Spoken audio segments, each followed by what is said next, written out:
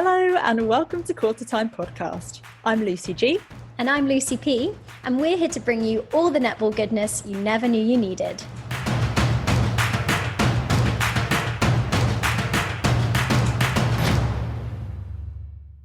Hello everyone and welcome back to another special episode of Qtr Time podcast. We are back to discuss the Netball Super League signing window. How you doing, Luce? How you feeling? Yeah, feeling pretty good. We had a big week at the Netball World Cup qualifiers a couple of weeks ago, which was just amazing. We had such a ball. Check out our Instagram for various videos of me caught dancing.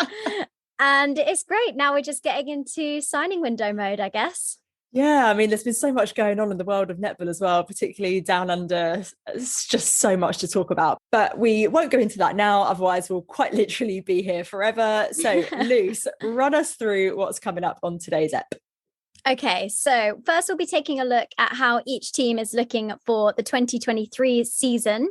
And we have 3 super special interviews with Super League head coaches Mikki from Surrey Storm and the newly appointed head coaches for Saracens, Mavericks and Team Bath, Camilla Buchanan and Asha Francis.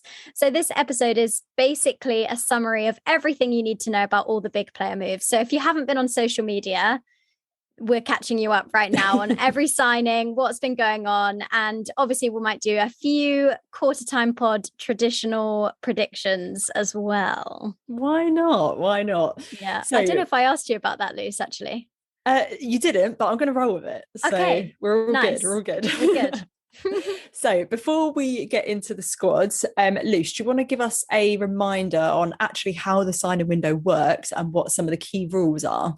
Okay, so rules are clubs may have a total squad of up to 15 players, including 12 registered players and 3 training partners. Not all of the clubs announce who their training partners are. Some of them just announce them as one squad.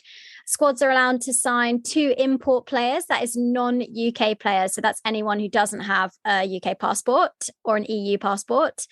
These players cannot play in the same third of the court at the same time. All clubs must also adhere to the salary cap, which applies to 10 of their 12 registered players. We found out last year that we've now got 2 marquee players outside of that salary cap. If there's more info you would like on how the signing window works, there is actually a really good article on the NSL website, which we will link to in our show notes. The NSL websites, but sorry. We will come to that later. We should do like a pound in the jar every time we do that. Go out for dinner at Christmas. There's going to be multiple in there. But I think as a whole, if I had to sum up the signing window for this season in one word, it would probably be the word shift. I think there's just been so much movement. And I think with that brings a big element of unpredictability. So I think shift is probably how I would sum it up. Yeah, I agree. I would say pretty wild, to be fair, in terms of some of the moves, particularly, which we'll come on to. But there's been a lot of shuffling about. So I definitely agree with you. Over 60 changes to squad lists in terms of ins and outs, which means an average of around 6 changes per team. Given that some teams like Dragons, Loughborough and Sirens only had 3 personnel changes, some teams have just completely gone hard on the makeover, particularly Leeds Rhinos and 7 Stars, which are basically entirely new teams this year. Yeah, and I think another key talking point along with all the player movements is the number of new coaches as well. Across the league, we have 5 new head coaches, obviously Stars, Wasps, Rhinos, Mavericks and Bath. And 2 of the existing coaches are only in their 2nd year in post, so Dragons and Lightning. So that's 7 out of 11, basically like new, I probably wouldn't say rookie, but new coaches.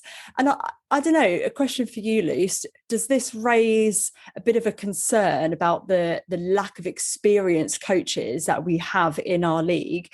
Or, you know, is there a question of, are we not looking after our head coaches well enough? Why have they all departed? Well, it's interesting, isn't it? I think it's up to a lot of personal circumstances for each, individual coach and why they haven't chosen to continue. But I think it is about that retention. If we can now get this current group of coaches to stay for the next 5, 7, 8 years, then by the end of that, we will have a whole new crop of experienced coaches. I think it might be just a bit of a cycle thing that a lot of the coaches have got to a certain age where they now want to be prioritizing other things, and family and things like that come into play. And now we've got like this new wave underneath coming in.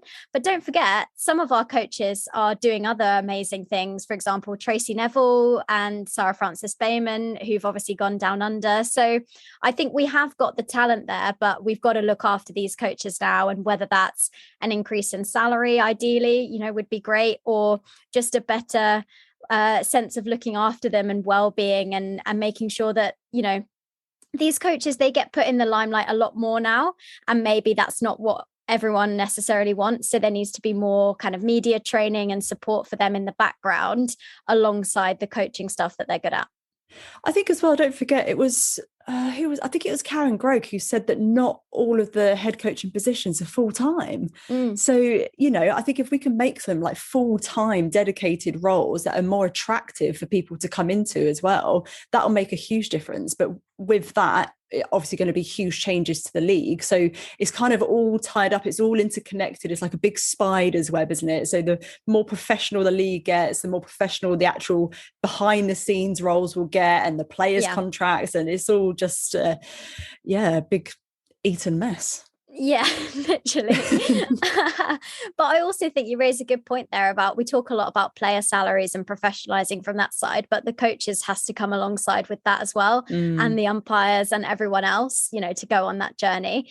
But it's also worth noting that we know that everyone in the league is on a 1-year contract this year.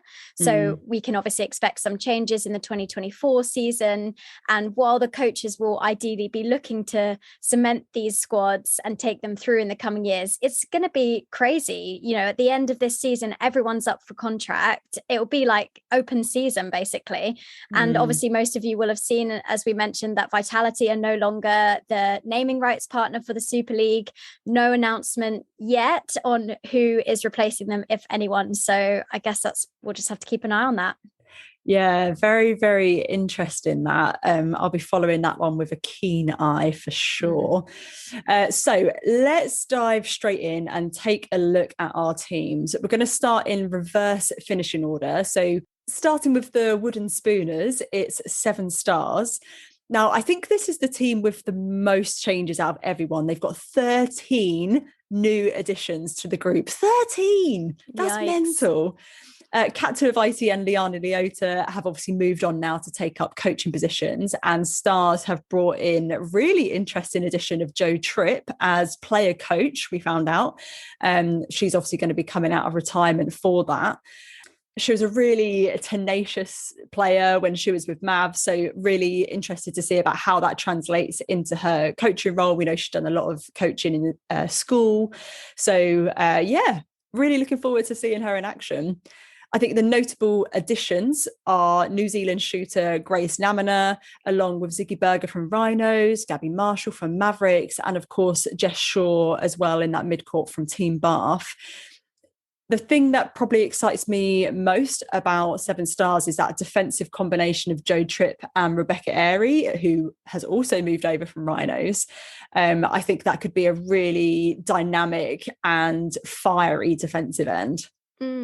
Yeah, I think you're right. I think that will be interesting. I think with so many changes, we won't be seeing Stars in the top half of the table this year, but it's hard to tell because you never know how these combinations are going to go. But I think they're going to need a few seasons to really embed this new lineup.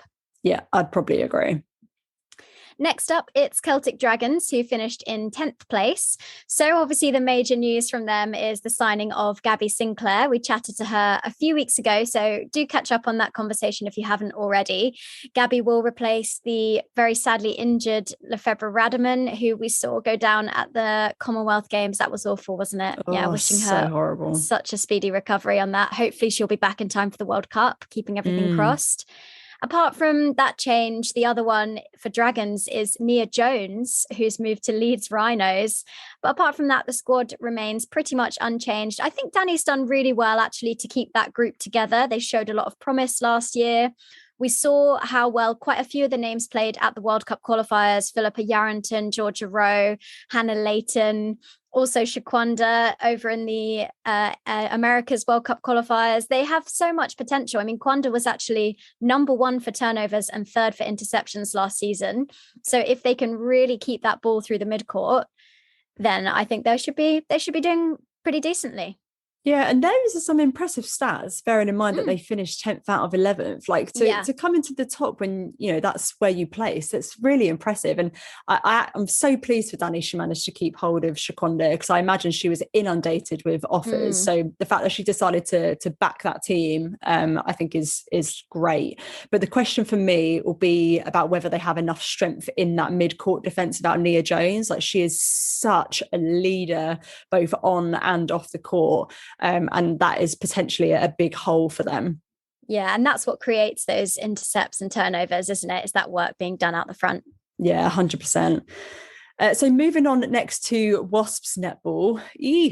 As many of you will have seen announced last week, Wasps Holding Limited have gone into administration, which is absolutely devastating for everyone. As we understand, there's a lot going on behind the scenes to try and make sure that the netball side of the club can still compete next year. So we are still going to take a look at the squad on the assumption that, someone will swoop in and buy them up, fingers crossed. But of course, nothing is confirmed just yet. Their new head coach, Qtr Time, has made a number of changes, including losing Christina Shaw to Mavericks and Iona Christian to Thunder. Now, that is a big loss in that midcourt. But the majority of the squad does remain. You've got the likes of your stalwart, Rachel Dunn, you've got Josie Huckle, Ella Powell-Davies, and they've managed to recruit Georgia Lees and Chloe Essen from Mavericks, both good players who probably weren't getting the court time that I think they deserved or wanted. So some really interesting pickups, but I don't know if they have enough real firepower. Yeah, I think it's kind of similar to what we said about them last year, that they didn't have quite the number of really exceptional players, a lot of good players, but no real superstars. And my concern is actually in that center position and whether they have enough depth there. That was a problem area for them last season. And personally, I don't see them finishing too much higher than they did this year, given the strength in squads across the league. Yeah, I'd probably agree with you there.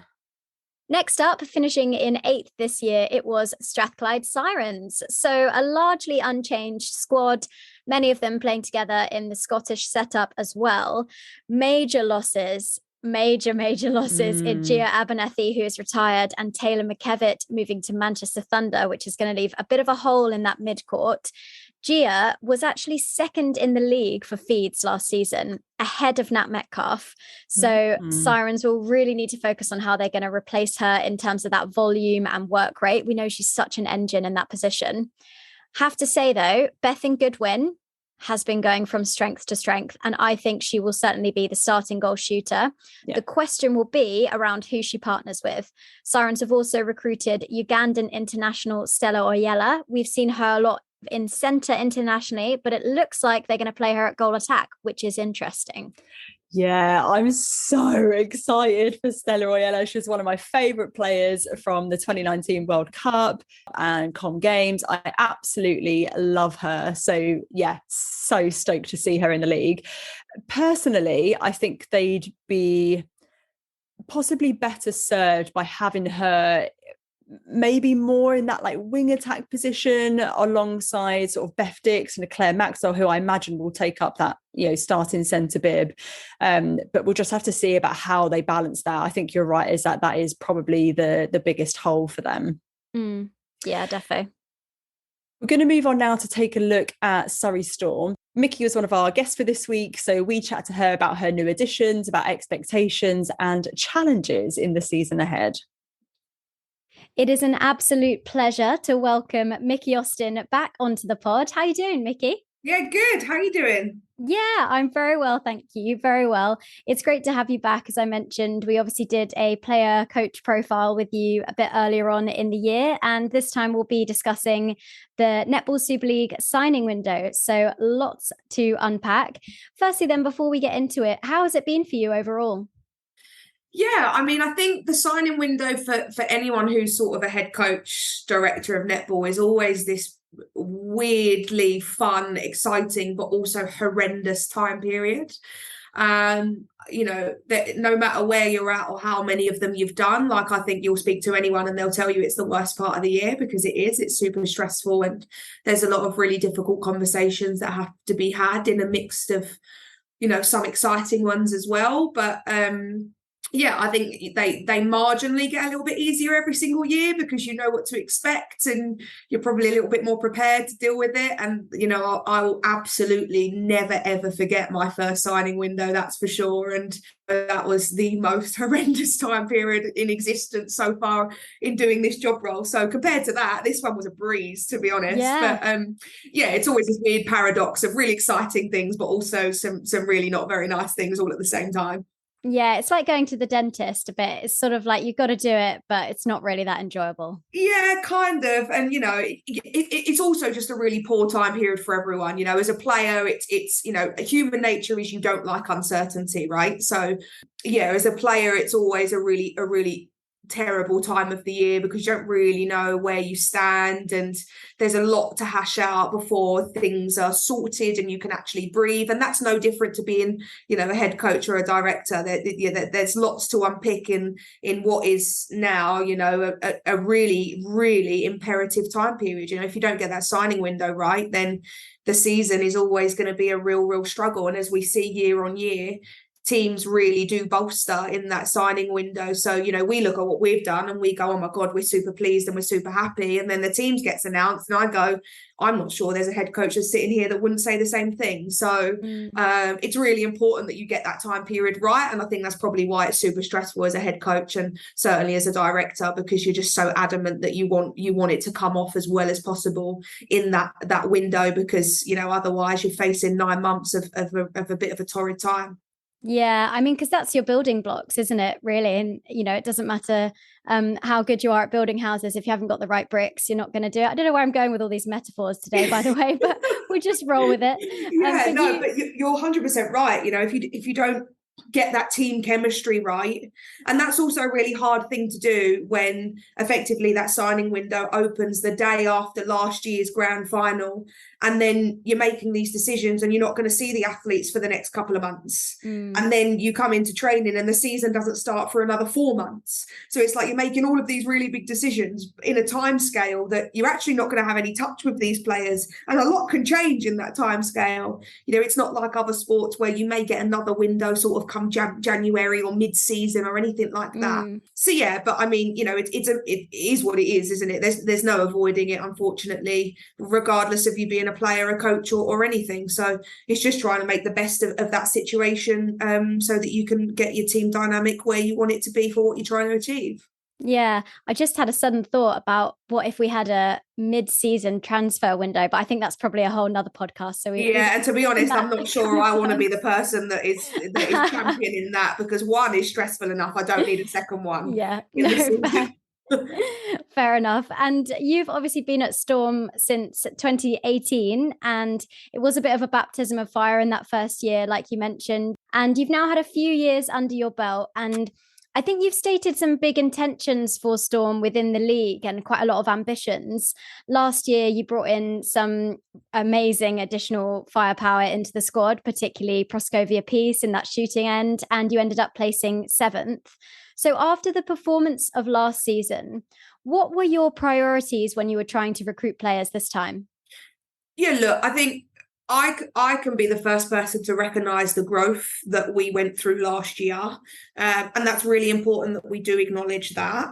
However, I'm a winner at heart, and this franchise's responsibility, my responsibility when I came into this post, was always to get this franchise back into finals contention, to be the franchise that people are talking about, to ideally make it back to a grand final and be championship winning at some point. So that's always been the aim. We've never steered away from that. I've never lost sight of that. I think unbeknownst to the general public, we always knew that was going to be quite a lengthy process. And I was certainly under no illusion of how difficult that was going to be. I was 24 when I came into this opportunity, 25 when I did my first signing window. So, we've learned a lot in the time since then. So, yeah, we knew it was always going to be a 5-year process. And we spoke about that inwardly. And so it was no shock to us that the first few years were really hard and a bit torrid. And it took us a while to lay some foundations about what we want to identify as and how we want to conduct our business and the brand that we want to be associated with. But I feel like we made some massive inroads last year in all of those things. We wanted to be competitive on the court, and I think we were. And I think, our league placing at the end of the year probably reflected where we were, which was just a bit inconsistent, there or thereabouts in pretty much every game, but sometimes just didn't have enough to get us over the line. So, but while I acknowledge the growth and the improvement, we want to be final contenders. So you're not going to get me shouting about the fact that we finished 7th. So for us, it was still very much business as usual. And, midway through the season, we already start evaluating, okay, where are we at? Where is the squad at? What really key positions do we think we need to implement in next season? How is that going to look? So midway through last year is when our recruitment strategy started in terms of us sitting down, or me sitting down and putting pen to paper around, what does that look like? Where do we want to bolster? And then typical me, stationary obsessed, we just started writing lists. And it was a bit like, okay, if I had it, my absolute wish list, A standard, gold star, it would be these athletes in these positions. Okay, if that doesn't come off, then it's going to be these athletes in these positions. If that doesn't come off, it's going to be, and so on and so forth, until we had maybe 5 or 6 different eventualities of what that might look like, depending on availability of players, fees that we had available to us at the time, life circumstance, etc., etc., etc. So by the time the signing window came around, we were really clear. We knew exactly what we wanted to do. We knew exactly who we wanted to get. And I think one thing that people are aware of when it comes to Storm and me, I operate on two values, and I genuinely conduct my day-to-day life like this, nothing to do with netball. And that's hard work and honesty. And that resonates through everything that I do. And the signing window is no different. So when we're having these conversations with players from the get-go, they will always know where they stand. They will know what they're going to expect. We knew who we wanted, and we knew what we had to make that an option. So it was like, we're not going to mess anyone around. This is what it is. Do you want to come and play for us? But for me, that was really important. As much as we identified athletes that we wanted to be part of this franchise, you also have to want to be here and be part of it. You have to want to represent this brand, and you have to want to be on the journey that we're going on together, for better or for worse. Because as I said, we was a mid-table team last year, so people aren't coming to us because we're winning. We also aren't the most well-off franchise in the league, so people aren't coming to us because we have an endless pot available to us. God, I wish we did. So it has to be about something bigger than that. It has to be about how we conduct our business, whether you as a person, not a netballer, fit into what we're doing here. And that is really, really, really important to me, and I don't compromise on that just for netballing ability. And I think that's probably stood us in really good stead over the last couple of years. That's why people like Proscopia Peace wanted to be part of what we were doing here, because it's generally a really, really nice place to be, and she feels incredibly valued. And I want to work with people like her because I value what she does on a netball court and who she is as a person. And we want to champion that. We don't want to squash that. And I think that's contagious. Then people hear across the grapevine that, Storm's actually a really good place to be, and Mick knows what she's talking about. So, why don't you come along for the ride? And then all of a sudden we're in the position that we are in now, which is, that gold standard A list that I wanted, we have. So it's the first signing window that I've personally done that I've sat back and gone, this is exactly where I hoped we would be. In which case I have a real great sense of security that in this window, that's not to say it's going to go the way we want it to go, because that isn't a guarantee, but this signing window, we really did work incredibly hard to make sure we've put ourselves in this position. And I'm super, super excited to bring the girls in and bring the athletes in and just see the team dynamic, see them work together. And they're really excited, which is great. You know, there's a real buzz around Storm at the minute, and I'm really proud of that. Yeah, I think a lot of fans sort of ears pricked up when you had, the signings of SDL and then Gus Goth and then Amy Flanagan back in the mix as well. And you sort of think, okay, yeah, I see where this is going here. You sort of bolstered each third and you can get a real clear picture of the trajectory of the team and what you're looking for. And obviously now you've signed some of those kind of senior England roses, obviously in Gus Goth. And we know that Flanagan has a wealth of experience as well. And SDL really up and coming in that red dress. Do you feel that there is a greater expectation on you now to make top four, like coming from external forces, not your own kind of individual ambitions? Probably, but to be honest, I'm not sure I'd blame them. But I think for us, and this is the way I look at it, what we've wanted since I came into this role, and probably since the people before me, was for this franchise to be back in the position that we know it should be, which is a finals contending franchise. So we can't all be sad that that is now the expectation. We can't have it both ways. And everything's a headache, isn't it?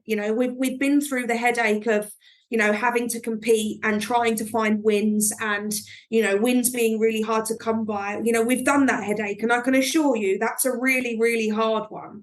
So now we have the headache of, okay, well, we've got personnel on paper. How do we translate that into team dynamic to now transfer the mentality within our group from competing to winning? But, everything's a headache. So which one would we rather? And the one that we're facing currently excites me a lot, and it excites the players that we've got within our group. And, as I say, now it's great, and there's a lot of buzz about our franchise, and that's the object of the exercise, regardless of what happens come February all the way through to July. Because, wins and losses aren't linear, are they? We could play the absolute best game of netball on our day and still lose. It's not guaranteed. That's a whole nother kettle of fish. But I think for us, it's just everywhere I've been since our team got announced, people want to talk to me about how excited they are. People want to stop me and talk to me about our recruitment and our retainment of players from last year. And they want to talk to me about buying tickets and being really excited to see us play. And that is the whole point of what we've been trying to achieve since I came in, is that people want to talk about Storm. People are super excited about our potential. And for me, that's a really exciting thing. So yeah, it's not something, I don't see it as expectation. I see it as a really exciting opportunity for us. And that will be how we start as a team when we come into training, and hopefully that's going to run through everything we do. But I also want to make a point on that. For me, the excitement wasn't just about the new players that we've included in our group. It was also about retaining the players that performed so well for us last year. I know a lot of buzz has been around the players that we've recruited, and rightfully so, because they're world class in their own right. But I think for me, it was super important that we rewarded the spine of the team that did the bulk of the work for us last year. And although we've had, recruitment, we've retained 80% of our team from last year. And I think the major success in any team across any sport comes from your ability to keep the core group of that team together. So it's that I'm really excited about. And it's just blending the dynamic of a couple of new players in a different colour kit. But I'm really excited about that opportunity. Yeah, I mean, just looking here at the names, obviously Proscovia Peace, Frankie Wells, Sophia Kendappa, yourself, Yaz. I think there really is that sense of a core group that have come through those challenging years, and they're now kind of on that upward trajectory as well. And what would you say that you've learned from last year's performance that you want to take into this season? I think for us, it's just about our potential. And we spoke about it a lot the whole way through last season. We knew last year on our day that if we was consistent enough, we would contend with anyone, and not just contend with anyone. We could get results off of anyone. We was one of the only teams to take points off of the majority of the teams that finished top four last year. And that wasn't a fluke. That wasn't just because we turned up one day and fancied it. It's because we genuinely have so much potential within this group. So I think for us, it's going to be about continuing that potential from last year. But as I say, now the challenge is transferring that mentality. It's all well and good just, coming out of a game, playing well and shrugging your shoulders that you lost. That's a very different mentality to knowing that you should win and you have to go for the jugular in every single game. It's almost like Manchester Thunder mentality of last year. Even on their worst day, how do we find a way to win? And that's almost what we now have to start transferring to. Now, sitting here right now, I don't know whether that can be done in a season. I really don't. That's the challenge that's set to us this year. But I think for us, we have to look at things in a lot smaller context than that. What I don't want us to do is to look at our season as a whole now and go, right, July, this is where we need to be. We just have to look at our fixture list, look at the team that we have, figure out that team dynamic in terms of everybody's roles and responsibilities. And then, okay, on a week-by-week basis, how do we make sure that on Friday we turn up and we're ready to compete as hard as possible? But as I said earlier, that has to be something that we're excited by and not overawed by. Because, although we've got a really good team on paper, there's still a number of teams in this league currently that arguably the expectation should be on more than us. Loughborough Lightning are unchanged apart from one person, and they made a grand final last year. So if I was a betting lady, that would probably be where my money should go. Manchester Thunder went 22 games unbeaten last year. Yes, they've had some changes, but they haven't had core changes. So there's a lot of other teams, London Pulse, etc. So for us it's just about that constant improvement. We improved 3 league places last year, great. Can we do the same thing this year? If we do that, we'll be there or thereabouts. This isn't about having to be the top dog across everything. This is just about us finding a way to win in every single game. And I genuinely believe that within the personalities that we've got in the group, I have no doubt that they're going to do absolutely everything they can between them coming into training for the first time this week and that first game in February to make sure they put themselves in the best possible position for that to happen. Yeah, it is really exciting. I think across the board, the league, there's been a lot of exciting news, new players moving, lots of moving and shaking going on, particularly in this signing window. And we know another change, of course, is that Vitality are no longer the naming rights partner for the league. And we can assume that there might be further changes over the coming years. Can you give us any insight into how you navigate those league-wide changes within your roles as head coach and director of netball? Yeah, I mean, to be honest, decisions like that are so far and above my pay grade. It's just one of those things that we find out and we navigate as a league the best we can. What I do know is there's some phenomenal people working behind the scenes within Netball Super League, championing our sport to make sure that, although changes may happen, the league won't feel the impact of that, and the product of our league, which was so fantastic last year, will look and feel no different. And if anything, it's only going to get better. So, in any conversation or meeting that we've been in or I've been in, the outcome of that is just about how do we continue to grow the sport? How do we continue to push our league forward? How do we continue to be more reachable to a bigger fan base and a bigger audience, and create a bigger game day product for the fans that come through the door, etc. So yeah, it's one of those things. Sometimes you just have to roll with things as a director of netball and head coach, and all of us are just trying to navigate our own situations as best as we possibly can. So yeah, I mean, I think as much as that news has probably, been spoken about quite a lot across the Twitter sphere and the netball fan base, I think, come February, once it's all said and done and the product goes live and people are back in the arenas again and watching Super League netball and following their team, I'm not sure it's going to be anything other than a step up from last year, which is the whole object of the exercise. Yeah, no, I really like that use as well of the word product. I think that is where we're going and where we've been building to, kind of, especially post-COVID, looking at the sport as a whole package and, what's on the court as well as what's off the court as well. But thank you so much, Mikki. It's been fascinating to hear your insight. I'm really looking forward to seeing how Storm go this year. Thanks so much for sharing the time. No, thank you.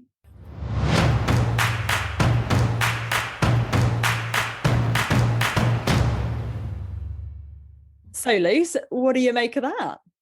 Yeah, I think it's really interesting. I mean, they've obviously retained Peace, Kandapa, Kawangwa, Middleton, and the three that they've brought in, SDL, Guskoff and Flanagan, that has bolstered the side massively. And I really liked what Mikki was saying about she had a wish list of who she wanted and she basically got it. And I mean, Guskoff topped the ladder for intercepts in 2023. Proskovia was the highest goal scorer in the league. I think there's a top four knocking on the door for Storm. I think there should be a top four position knocking on the door. And I think they've done well to get to this point where she's been able to literally just recruit her wish list. But now it's a case of, right, you've got the squad to do it. It's the same as we've had with Mavericks every year. Now, you've got the squad to do it. Now is the time to back it up and to execute it. So that is the key thing for me. It'd be really, really interesting. Next up, ending in 6th position this year was Leeds Rhinos. So, I mean, we might as well call them like Yorkshire Turtles because it's a completely different team. We've lost so many big names who'd been in the inaugural squad, like Dixon, Keenan, Kindred, Hall, Rushton and Clark. Liana Leota taking on that head coach role, just sweeping that whole team aside, and she's recruited far and wide for some replacements. They have only 3 players remaining from last season in Brie Grierson, Michelle McGee and Vicky Oyasola. Caroline O'Hanlon from Thunder is a massive get for them with the loss of Jade Clark, not to mention Elmarie Vanderberg and Nicola Smith from South Africa, Ellie Bird from New Zealand, and Elle McDonald, who's joined the Roses programme after coming over from Australia. So there is a lot of big names in there, and a starting lineup potentially of Bird, Vanderberg, McDonald or Grierson, O'Hanlon, Nia Jones, Oyasola, Nicola Smith. Yeah, I mean, that's pretty wild. It's like she literally just put an ad in the paper saying any elite netballer who's got, UK roots, come on over. Like how they've managed to bring in all of those names is absolutely wild. Huge. And huge gets for them. The concern for me from a player development perspective is for Brie Grierson, because she really did flourish under Dan Ryan, didn't probably have as great of a year under Tracy Robinson, but for her Roses prospects and for that wing attack hole that we desperately need to fill after Nat Metcalf, I do wonder, is she actually going to get the court time that she needs with Elle McDonald there? I don't know. But I think it could be a really successful year for them if they can get those connections established really quickly, and if they are able to gel with Liana Leota as their head coach more than they did with Robinson, because it did feel like there was a bit of a disconnect between coaches and players last year. Yeah, agreed. Don't forget, though, that even if Brie Grierson, hopefully she will get court time, but she's also being coached by Liana Leota. Arguably one of the best wing attacks in the game. So I think she'll be all right. Yeah, fingers crossed. So moving on to the bridesmaids, again in 5th place, it's Saracens Mavericks. We chatted to head coach Camilla Buchanan about fresh starts, having difficult conversations and that strategic planning alongside Tamsin Greenway. It is such a pleasure to welcome Camilla Buchanan onto the pod, the head coach of Saracens Mavericks. How are you doing, Camilla? Hey, Lucy. I'm doing great, thank you. Fully emerged in the lovely pre-season stuff. But no, life is good. And lovely to chat to you today. Yeah, brilliant stuff. So we're going to chat a bit about the Mavs signing window, and you've had a bit of movement, a bit of moving and shaking going on. I think it's probably fair to say that it's a bit of a new look side. A lot of key names kind of switched up for some fresh imports into the league and a few up and coming players as well. But you've also kind of retained a core of that squad to build around. So congratulations again on taking over the role from Kat Ratnapala, and you're now obviously the head coach. Would you describe this new season as a fresh start for Mavericks? 100%. Yeah. And that was always the feel behind it. We're looking, as you mentioned, we've got 7 key players still around, really a really solid core group. We've brought 5 new faces in, and then we've got 3 training partners that have come up from our under 21. So really looking at that kind of building from within the club. which is really a really nice prospect to have. So yeah, it was, although we have retained some of those 7, it was very much about building a fresh feel for this group. You know, we've changed training venues. There's been a whole host of changes that were necessary for this to feel new and to really start building something fresh and exciting for those that are joining the club, but also for those that were existing. You know, there's no hiding the fact that, you know, there needed to be some changes, and so far so good. Yeah, brilliant stuff. And from a personal perspective for you, how has the transition been going from that assistant coach role into the head coach? I'll be brutally honest with you. At the start, I was crapping myself because, you know, it's we're in a different day and age now where, you know, I thought about when I joined Mavericks in 2008, and my coaches at the time were Kendra Swilinski and Maggie Jackson, right? 2 household names, established coaches, well respected. You walked into the sports hall and automatically had respect for them. In this day and age, we're seeing transitions. So I coach players that I played with. You know, I was alongside Sasha Corbin as a colleague. I'm now coaching her. So, you know, there's that transition that you make from player to coach, but then also from assistant coach to head coach is also another ball game, because it's a very different role.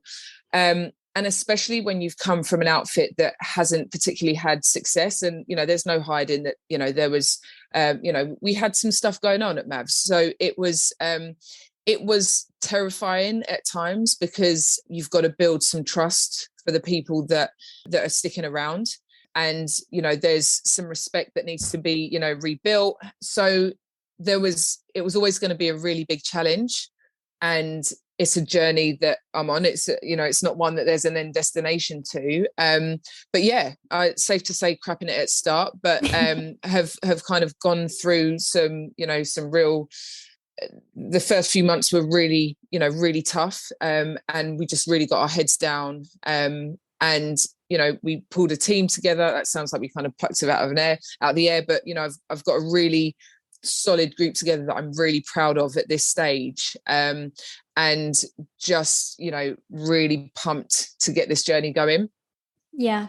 Oh, fantastic. Yeah. I mean, it's always about that progression, isn't it? And we've had a number of new coaches joining the Super League this year. And so just seeing, you know, of course, Asha Francis, Joe Tripp as well.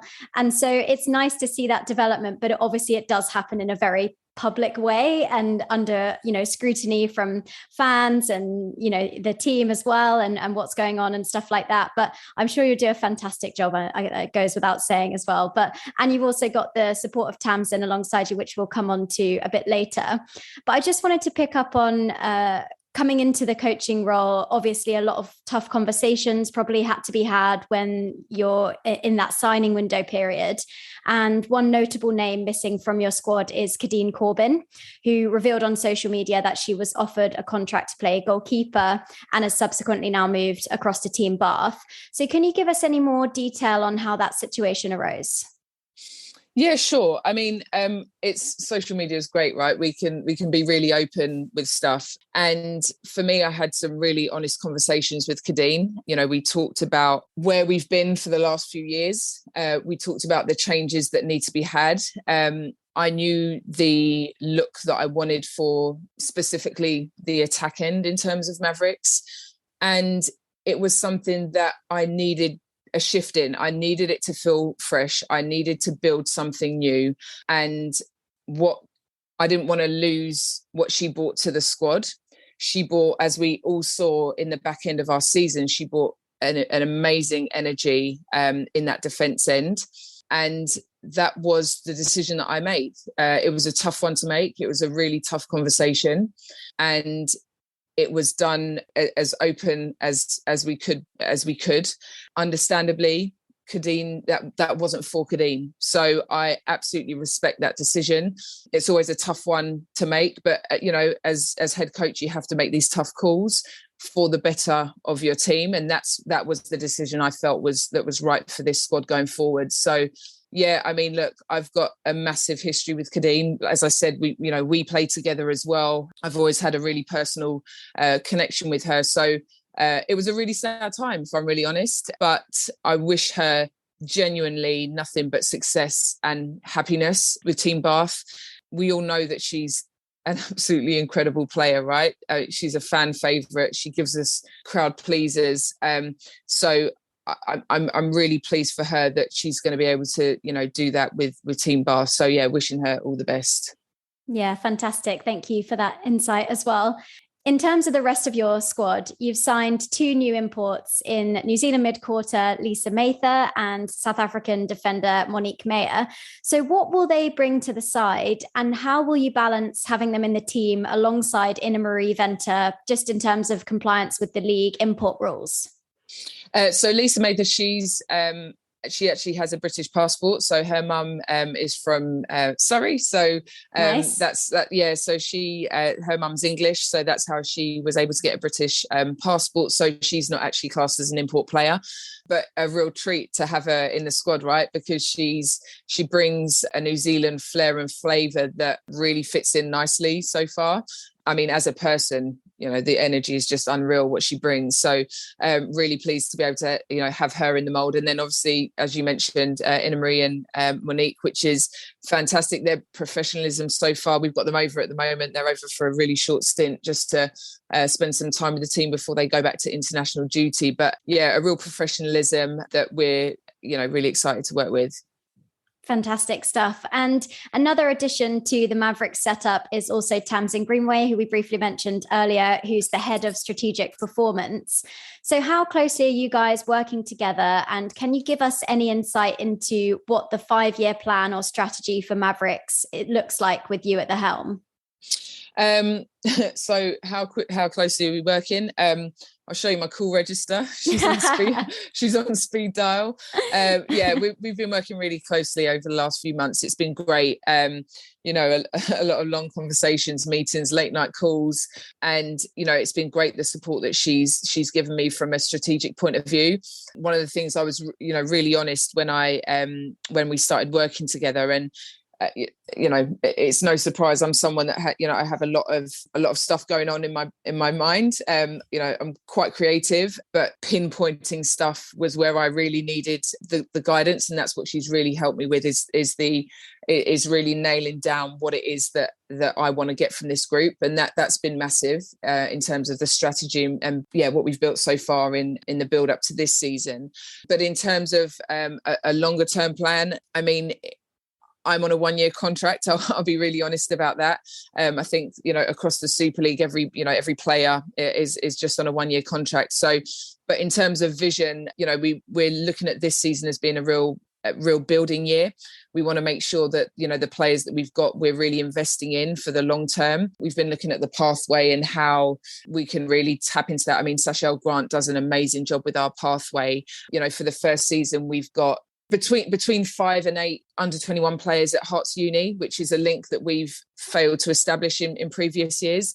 So we've got a real targeted approach to that under 21 group and who we want to really build through Mavericks. I mean, obviously we want to focus on the seniors that we've got, but also that kind of longer term plan as well.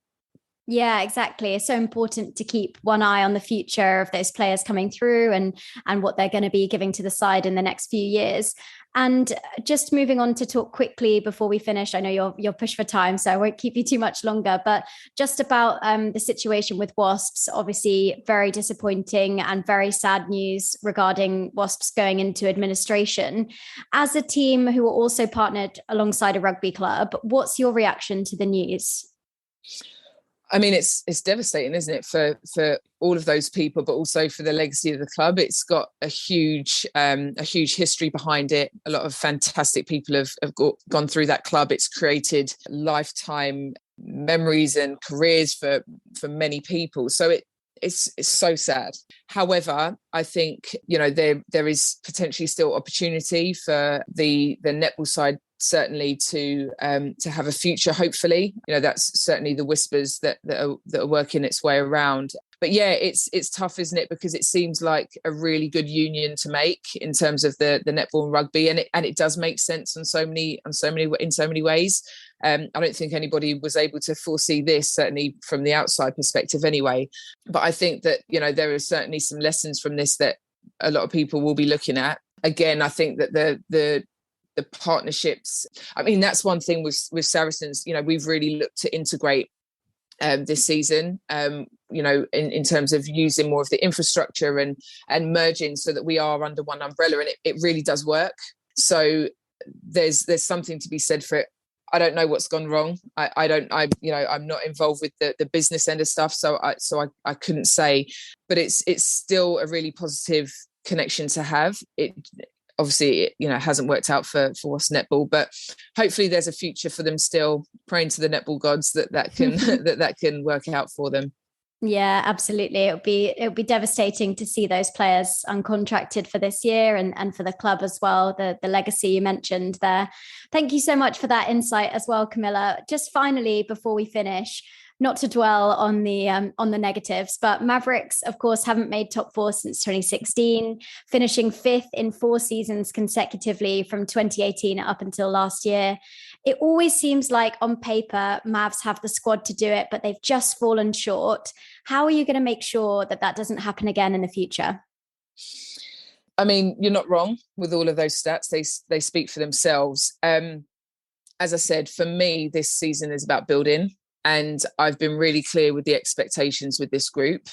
Everyone that's come in has had a real clear understanding of where I see them in the squad. And for me, it's about, I'm really looking at building the group and building a group of people that are really clear on their purpose, really clear on the expectations, and giving them the confidence to be able to meet those expectations.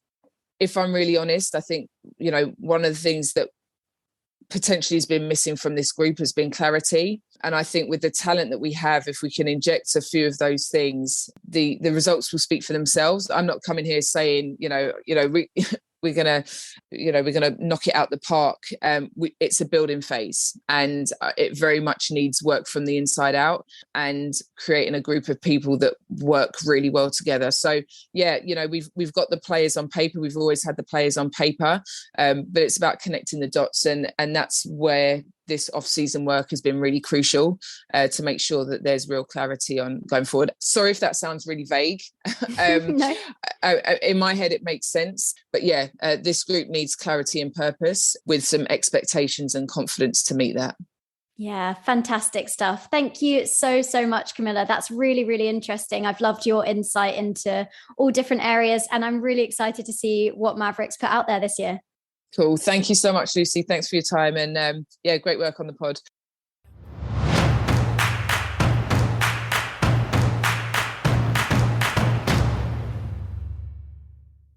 I mean, I love chatting to Camilla. Like, what did you think of that interview, Luce?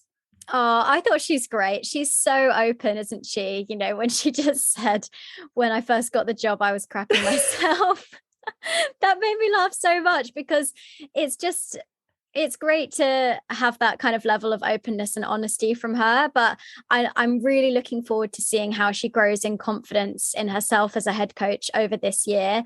And I'm just wishing all the luck in the world for her, and just that they don't have injuries and that they can make this group settle and gel, because I think, you know, she's such a great coach and she really deserves every success.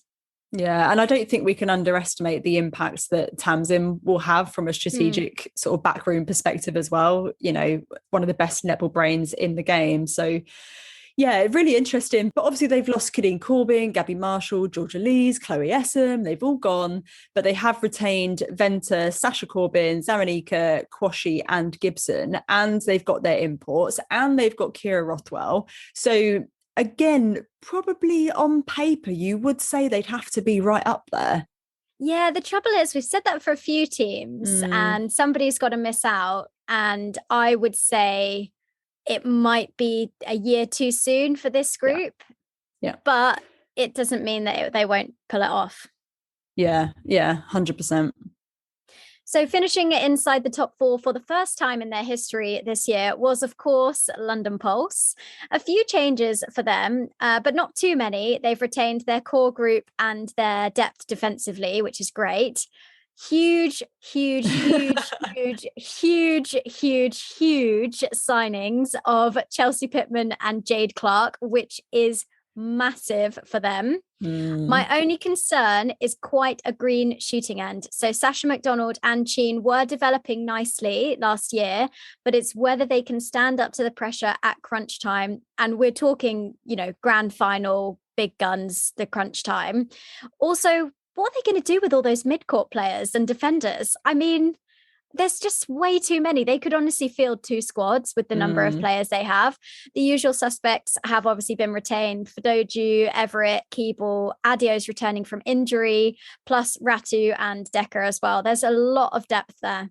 Yeah, I mean, I suspect that Decker probably won't get as much court time this year. And I again, similarly, my concerns with Brie Grierson, I have the same fear with Ellie Ratu, having to sit behind Jade Clark.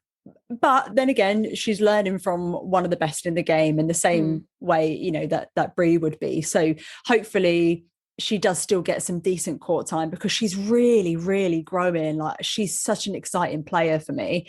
And I would absolutely put my money on them being a top 4 team next year. Possibly grand final. I don't know. I think it's a bit too early to call. I want to see some preseason games before I go that far. But I think if they don't make top 4, something's gone horribly wrong. Yeah, agreed. So finishing in 3rd last year for the 2nd year running, it's Team Bath. We spoke to new head coach Asha Francis about her new look and youthful side, being in a building phase, and what her youngsters can bring to the competition. It's an absolute pleasure to welcome Asha Francis onto the pod. How are you doing, Asha? Yeah, I'm very well, thank you. Good. So we'll just dive straight in.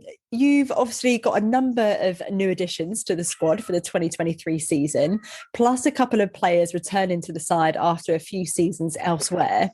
Yep. What's the kind of game plan around integrating your new players and building those team units and connections during the off-season?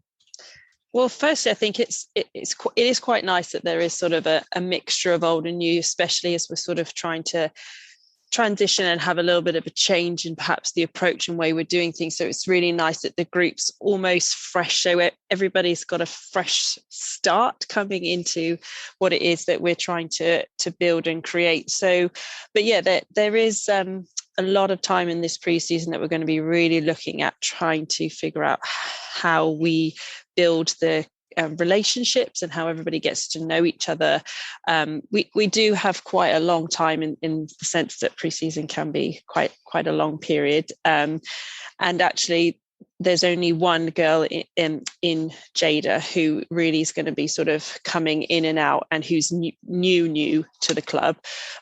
But with Imo and Tash having been here for a few seasons, there's a lot of the girls who do know them. So it kind of impacts less the fact that they're not always around. But we have a really big core group who are going to be around for the majority of preseason, which gives us that real luxury of spending as much time together as possible, building relationships off the court as well as on the court. So there's some focus on team building activities and weekends that we're going to build in, as well as all of the stuff on court. So we really can try to build those connections so that by the time we come to February, we're really firing. We know who each other are. We know what their strengths and weaknesses are, and we know how we can work together effectively as a team.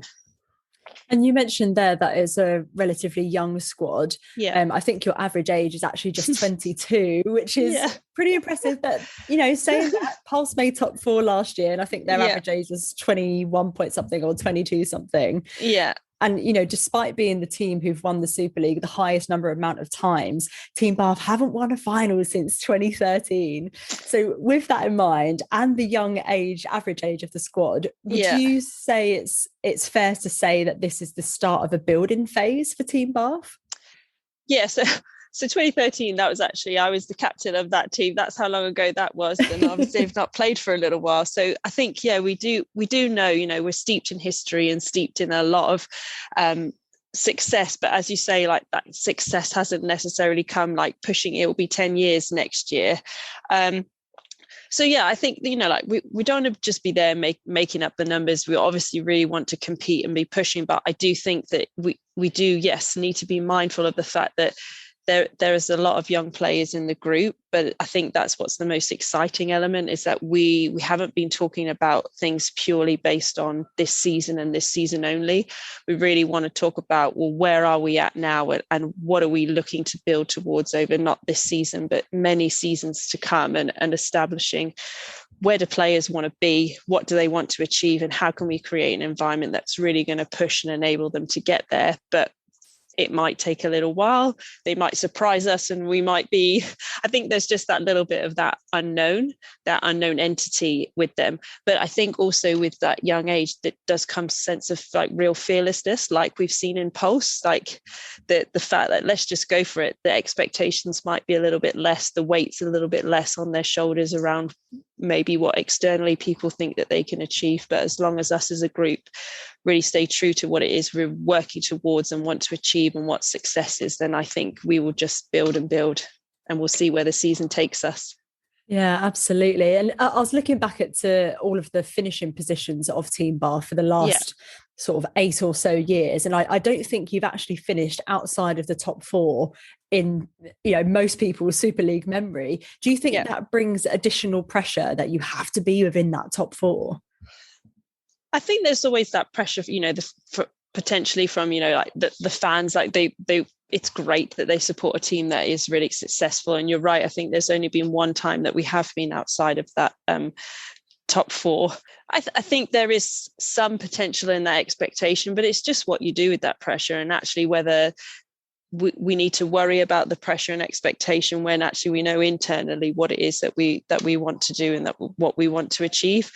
They'll put pressure on themselves to potentially be in that position. But I think a lot of what we've talked about and reiterated this season is, we could talk about wanting to make it to the top 4, but we really need to actually focus on what is the process that we want to go through. How do we want to play? What do we want to learn? Where do we want to be successful? And the outcome will then take care of itself almost. So we'll see whether we end up. But if I could just say, we're going to be top 4, I'm not necessarily holding the players accountable for all of the things in the process that we need to be doing. So there will be some pressure, I'm sure, but we're just going to ride that pressure, ride that wave, and see how we go. Yeah, take each day as it comes. I like that. Yeah. And you spoke earlier about building those connections with the players on court and those sort of units, but obviously there's that relationship building between yourself and the players as well, and you're new to the head coach role, but obviously a very familiar face within the Team Bath setup. So what knowledge do you think that you'll bring to the team, having been a key part of the successful Bath squads from over the years?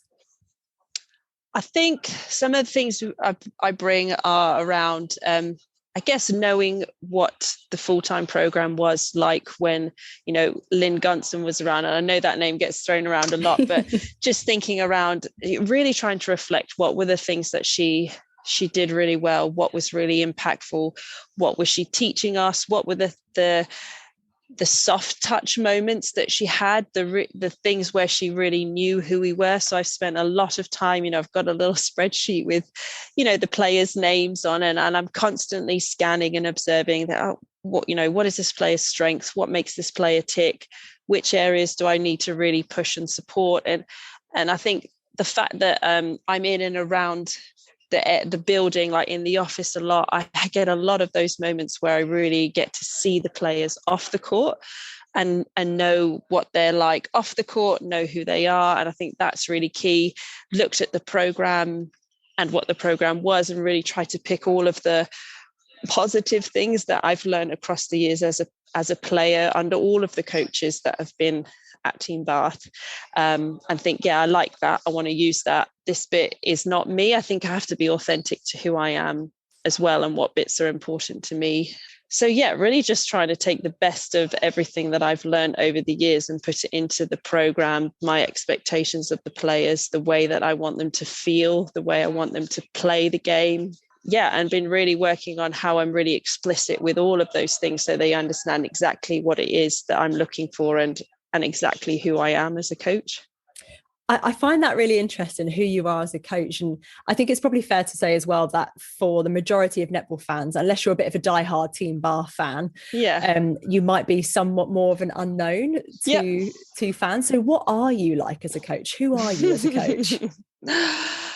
I say, well, lots of people say I'm a horizontal person, as I'm quite laid back, I'm quite relaxed. And I think I do have that sort of laid back approach, and I probably was like that as a player as well. People always think she's not doing anything, and then all of a sudden I was doing something. So I think in terms of myself as a coach, the biggest part for me is really trying to empower the girls to play the game, make decisions on the court, actually without me almost making myself redundant. They're the ones that are out on the court. It's all very well us being excellent video analysts and being able to really read the game when we're off the court and watching and it's in slow-mo and all this, but we have to be really effective at doing that on the court. And so for me, that's what I'm trying to build, what I'm trying to create as a coach, is just you guys have to make the decisions. I need to effectively give you the tools to see the game live and be able to adapt, be able to tactically know what's going on, be able to recognize what's happening in the opposition or in yourself. And all of that stuff you kind of can do off the court, but onto the court. So those are the bits that are really important to me. And that's all I'm trying to do with this group, is basically, just sit on the sideline and watch you rock and you guys go, Just watching a great game. Exactly. I love it. Exactly. Yeah, so that's really sort of my approach and how I really want to empower the girls to feel like they can go on the court and be fearless in what they're trying to do, and also giving them the capacity to not be afraid to make a mistake, knowing that they're going to grow from those things, they're going to learn from those things and ultimately better themselves, if not in right now, but look into the future. So we've spoken about a number of different factors about the young age of your squad, about the fact this is your first head coach role. Yeah. What do you think are going to be the main challenges that you'll face in this first year? Oh, gosh. I've already faced them. I think some of the challenges are just around the players really getting their head around the way that things are being done. So slightly less traditional, I guess, in how I'm approaching maybe the sessions and the coaching, and getting the girls used to that and feeling comfortable with, hey, this is a bit different, but let's full on go for it and see how it works. I think there are obviously challenges, as we know, around integrating the players that aren't with you all the time. So it's really easy to try and get people on side and work with people as you see them day out, and things build and they have those light bulb moments, or they might have difficult moments, but keeping those players connected that are off on international duty can be quite difficult in terms of when they come back in, really maximizing the time you have and really making them feel part of where the rest of the group is going. How much time you have to give to the role. You'd love to give all of yourself, but the reality is that I'm also then balancing between family. It's not necessarily a full-time role either. So there's like small little bits like that. But yeah, I think as I hit every bump, it's trying to think, okay, I could sit here and whinge about these things, or what are we going to do? How are we going to just make it better? Because they are what they are. So how do we make the best out of each of those situations? And you've spoken a bit there about the sort of individual players. So if we, to sort of round us off, if we take a look at the actual squad itself, you've got a lovely little mixture of some roses in there. You've got returning really senior players like Kadeen Corbin. If you break it into each third of the court, if we start off with the shooters, what do you think that the players that you've signed really bring to that shooting end?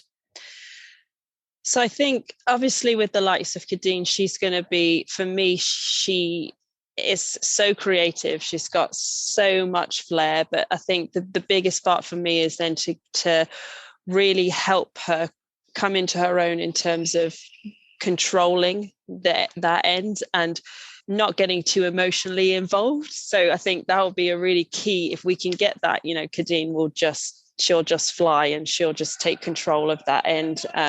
She'll bring that spark in the circle. And I think like with Betsy and Hannah, although both tall and can both hold, Betsy's got a little bit more movement about her, some real capacity to do some nice interchanges with this in that shooting end, or Hannah, who'd be like a real big target for us, which would be interesting because I feel like Bath haven't had a target shooter, for quite a while. We've always had that really rotating circle, so it'd be exciting to have some of that variation. And I think Sophie will just bring that sort of, we saw her debut for Storm and it's just that sort of fearlessness, like I'm this young, I'm just going to go out there and do my thing and learn from each experience and not be fazed by any of it. So that'll be, brilliant. Yeah, I'm this young and I'm this good. It was pretty spectacular. Yeah. So if we take a look at the middies, then you've got Beth and Dyke, which is a huge pickup. The form that she has come into has just been sensational. You've got Alison, you've got Caitlin, and you've got Ali Wilshire over from Southern Steel. Tell us a little bit about that midcourt. It's a really interesting blend. Yeah, so I think probably the midcourt is the most experienced in terms of time in either Super League or New Zealand League. So yeah, I think like I've told Bethan she's not allowed to peak too soon. Like I know she's got her Welsh stuff and she is. I'm just thinking, can we just sustain this all the way till February and through that? But yeah, like she's come into some great form. When I spoke to Melissa when I was going through the recruitment period, like she's just a really excellent person, and I think she's going to add so much value and leadership, especially down that end. So really helping again control and manipulate what's going on down there. I think Ali's just going to bring some like a whole nother level of speed and power through the midcourt and real confidence. So I can't wait. She's actually coming here on the 30th of October. So I'll have her, very soon. And again, all the way through the pre-season. So that'll be exciting. And I think they were really key because I felt like Imo last year was really kind of forced to come into centre because of Serena obviously being pregnant and then the rest of the makeup of that group. And I think this will, we've got some centres now there, but it'll still give her that opportunity if needed to bring her into that role, but also give her the capacity to really focus on that wing defence role, which she didn't get to play so much of last season. And then actually Kirsty Harris, I've pushed Lily May back into my defensive group. So Kirsty Harris is, she was sort of a breakthrough last season in terms of how much court time she had and the way that she was playing. So I think for her, it's going to be that great opportunity to soak up all of that knowledge and have, be working with Bethan and Ali in particular in her two positions to really just take in all of the things that they have to offer her and grow, because she was brilliant. She's got some really excellent aspects to her game, but I think just growing in maturity and that leadership role down there, she'll get that in abundance from Ali and Bethan supporting her. Yeah, absolutely. A really dynamic midcourt there. And then finally, your defenders, obviously we've got Summer Artman. Jada Pekovar is a really interesting pickup. She was sensational for Pulse in the minutes that she got last season. Yeah. Tash Pavlin is so much strength there. Tell us a bit about the defensive end. Yeah, so I think, as much as people are most likely this season going to be talking about Layla Guscoth being missing, I am just so genuinely excited about Tash having the capacity to show us what she can do in that goal defence position. She's showed us already she could be quality pretty much wherever you put her in that defensive end. But, she's got some real aspirations for what she wants to achieve. And I think it's going to be brilliant to see her out there at goal defence after having sort of watched and learned from Layla. Now here's your chance. You got to go and run with it. Jada can obviously, mainly a goalkeeper, but she's dabbling in goal defence at Bucks at the moment. So wanting to really push her in terms of giving her that second position. And also she's so young again, she's going to soak up all of the knowledge from those players. And Summer is just a massive, massive team player, and she's got so much voice and knowledge and wants to share it with everybody. And she's going to be a really great leader, I think, down there in terms of her voice and what she demands. And Lily May as well. Like, we didn't see a lot of Lily May last season.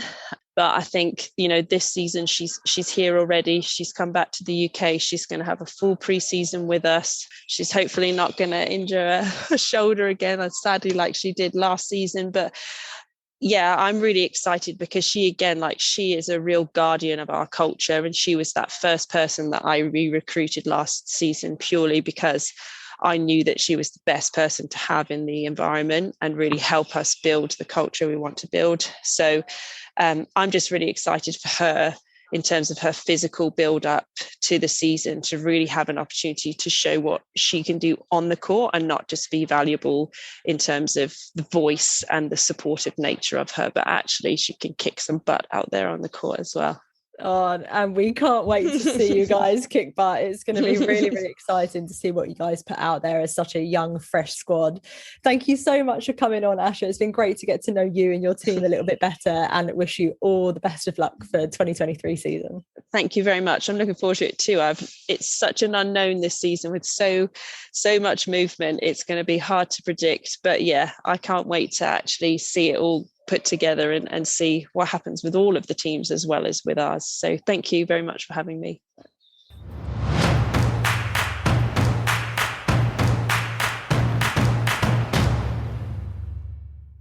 A really interesting chat with Asha, actually. I found it fascinating that she's described as a horizontal coach because she's really laid back.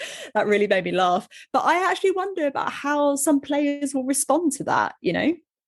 It might be that it's quite good for the younger players where they just are encouraged to relax and enjoy it, have fun and go out there. You know, don't forget how young that squad is. You know, they've lost a lot of experience and not necessarily swapped like for like as some of the other teams have.